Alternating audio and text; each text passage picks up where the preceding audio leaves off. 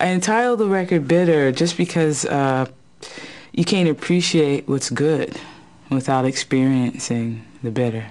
Or in the Buddhist philosophy, it's 10,000 joys, 10,000 sorrows. And I just chose to acknowledge the pain for once that is involved with being in love. Yeah, I feel like I get on an interview and it's like, hey, you're the big old black dyke who doesn't have any hair, you know, and that's like the first thing they focus on, and it's just like that's just so boring, and or you know, the funniest thing, or you know, John Mellencamp made your career. It's like I had a record out before him, and it's just like whatever. I guess it's sad to say, it's like, has America become that trite? It's really disturbing when the color of your skin affects what genre of music you should be playing. And it's also really hard when it's like, okay, you know, someone tells you, you know, I don't hear a hit, so you can't get on the radio, and we won't be able to sell your record. You know, it just becomes extremely frustrating, and it makes you question whether you're good or not. Well, I didn't really get interested in music until I was about 15. And Prince had just kind of come out.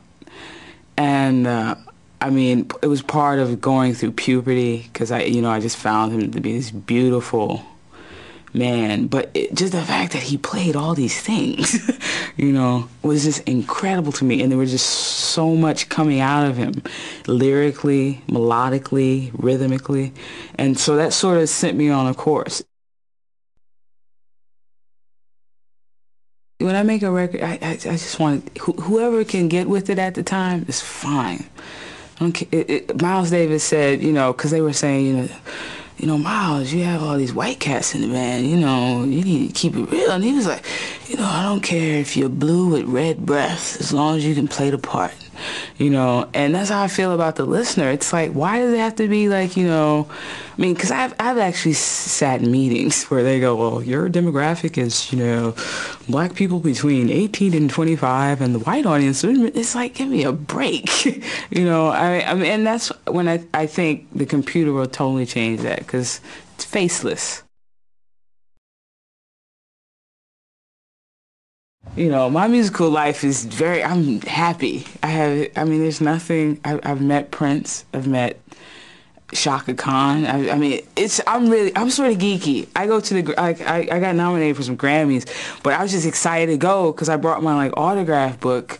I mean, I sat by Rage Against the Machine and was, you know, decided to look down for me. Thank you. And, you know, I got to work with Herbie Hancock, who's also like a huge idol. I felt such a kindred feeling to this person. It was kind of scary, because people would say similar things to him that they would say to me, like, you know, why don't you sing? Because I had never thought to sing, and they would tell him the same thing, because he hated his voice. I hate my voice. He was also very small guy, and just the fact he was into other things. He lived in Harlem. And he would always think people were staring at him because he was different. He would always wear like eccentric clothes, and people would make fun of him, you know, about, you know, you act white. And, you know, I've heard on many occasions. And so I just totally just dove into him. And then I met Alan Douglas, who at that time owned all his publishing, and got to hear tapes, outtakes, you know, the actual multi-tracks of him. If you can ever in your lifetime just hear a soloed Hendrix guitar track, it's incredible.